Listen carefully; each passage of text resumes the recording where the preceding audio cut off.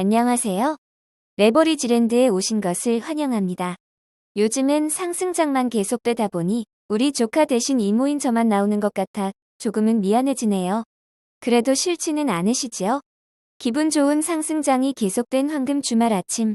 그럼 오늘의 레버리지랜드를 시작하겠습니다.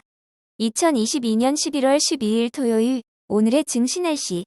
이렇게 맑아도 되나 싶을 정도로 구름 한 점 없는 맑은 하늘. 꼬여있던 실타래들이 하나둘씩 풀리기 시작한다. 물가의 피크아웃 확인에 10년 묵은 채증이 가신 듯 속이 후련한 시장. 미국의 중간선거와 10월 소비자 물가지수 발표 후 시장은 완연하게 변곡점을 맞이한 듯하다. 시장은 어제 역대급 대폭 등의 감흥이 채 가시지도 않은 상황에서 오늘도 추가 상승하며 어제의 축제 분위기를 이어갔다. 오늘의 중국의 방역 규제 완화 소식까지 전해지며 상승세를 부추겼고, 시티그룹은 연말까지 악재가 별로 없다며 하락 배팅을 청산하는 등 주요 기관들의 숏 스퀴즈가 이어지며 시장의 흐름이 완전히 뒤바뀌었음을 보여주고 있다. 이제 S&P 500은 고점 대비 하락률 마이너스 16.97%를 기록하게 되었으며 나스닥 QQQ도 드디어 고점 대비 하락률 마이너스 30% 탈출에 성공하였다. 필라델피아 반도체 역시 고점 대비 마이너스 50%에 가까운 하락률에서 불과 보름 만에 15% 이상 급등하며 가장 빠른 회복세를 보여주고 있는 모습이다. 오늘의 주요 증시 전망 소식으로 최근 노벨상에 빛나는 전 패드 의장 폴 크루그먼은 패드가 금리를 충분히 올렸다며 이젠 진짜로 금리 인상을 중단해야 할 시기라고 주장했다. 그 근거로 현재 인플레이션 수치는 지금 발생하는 물가 변화는 반영하지 못하고 있으며 작년 겨울치를 반영하고 있는 것이라고 지적했다. 그러면서 실제 현재 인플레이션은 최근 나오고 있는 지표보다 훨씬 더 우호적일 것이라고 예상했다. 반면 오늘은 최근의 상승 분위기를 전형적인 베어마켓 랠리로 평가절하하는 의견도 여기저기서 등장했는데 소파이 CIS 리즈 영은 경기 침체가 오지 않는다 하더라도 문제는 기업들의 실적이라며 주요 기술주 기업들은 침체 또는 이와 유사한 환경을 맞을 수 있다고 경고했다. UBS의 이사 아트캐신 역시 잠시 급등했으나 이것은 전형적인 약세장 랠리라고 일축하며 강세장은 짧고 곧 신저점까지 떨어질 것이라고 앞으로의 시장 상황을 매우 부정적으로 예견했다.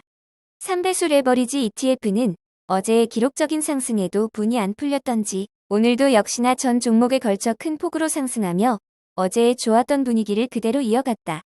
반도체의 거침없는 질주가 계속되는 가운데 빅테크를 가장 많이 담고 있는 불주와 팡유 역시 오늘도 8%대의 높은 상승을 보여주었다. 그리고 만년 꼴찌 홍콩 항생의 최근 상승세가 무섭다. 오늘은 중국 입국자에 대한 격리 완화 소식이 전해지며 중국 종목들의 가파른 상승세가 눈에 띄었는데 해외 입국자에 대한 기존 10일 격리 방침을 8일로 줄이는 등 방역 규제를 완화한다는 소식이다. 최근 날씨가 추워지며 코로나 확진자가 가파르게 증가함에도 불구하고 중국도 제로 코로나 정책에서 탈피하려는 움직임을 보여주고 있다는 기대감에 그동안 가장 크게 눌려있던 주요 중국 주식들의 반격이 시작되었다. 하지만 홍콩 증시는 지구상에서 가장 많이 폭락했으며 고점 대비 하락률은 마이너스 94.64%로 아직도 여전히 닷컴버블 급으로 하락해 있는 모습이다. 2배수 레버리지 ETF 역시 클린 에너지를 제외하고는 전 종목에 걸쳐 상승 마감하였다. 전기차 ETF EVAV는 오늘 하루에만 무려 18.75% 폭등하며 $10 회복을 눈앞에 두고 있으며 큰형님 테슬라만 부활해준다면 본격적으로 상승 탄력을 받을 것으로 예상된다. 중국 테크 주시앱 역시 오늘 하루 12.26% 상승하며 단 일주일 만에 $20 전저점에서 70% 가까이 빠르게 올라온 모습이다. 3배수를 역으로 추종하는 고버스 ETF는 오늘도 대폭락하며 완전히 망연자실한 모습이다. 여전히 홍콩 항생을 역으로 추종하는 YANG ETF가 100% 이상의 가장 높은 수익률을 유지하고 있는 가운데 불주와 팡유를 역으로 추종하는 고버스 역시 그간의 상승분을 대부분 반납하며 쪼그라들고 말았다. 더더군다나 연말까지 시장이 하락할 만한 특별한 악재도 없다 보니 고버스 투자자들의 마음은 초조해져만 간다. 다음으로 불진의 개별 종목 소식이다. 뱅크 오브 아메리카와 모간 스탠리는 아마존에 대한 매수 의견을 유지하며 $140 언저리의 목표가를 제시하였으며 수익성이 낮은 사업의 구조조정을 통한 비용 절감을 통하여 내년에는 기업 이익이 올라갈 것으로 전망했다. JP모간은 인텔에 대한 투자 의견을 매수해서 매도로 변경하며 목표가를 $32로 내려잡았다. AMD와 TSMC의 빼앗긴 시장 점유율을 회복하기까지 수년은 걸릴 것으로 전망하며 내년 PC 수요의 둔화 악재까지 고려할 때 당분간 인텔의 고전이 지속될 것으로 내다보았다. 마지막으로 JP모간은 넷플릭스가 다양한 광고주를 유인하고 있다며 광고요금제 사업으로의 전환을 성공적이라고 분석했다. 다음으로 불진의 15개 개별 종목에 대한 오늘 성적표이다. 오늘도 이틀 연속 전 종목에 걸쳐 초록불이 환하게 켜졌다. 매크로 환경이 좋아졌을 때 가장 빠르게 반등할 종목들은 역시나 혁신 우량 기술 기업들이다. 요 며칠 빠른 반등을 통해 불지 ETN이 얼마나 좋은 기업들을 담고 있는지 여실히 보여주고 있다고 생각한다. 반도체와 빅테크는 4차 산업 혁명 시대의 꽃과도 같으며 이들 종목은 금리 인상이 정점을 찍고 내려오기 시작하면 가장 빠른 고 높게 상승하게 될 것이라고 확신한다. 오늘 소개할 종목은 이전에도 몇 차례 소개한 바가 있는 영국의 전기차 스타트 기업인 어라이벌 그룹이다.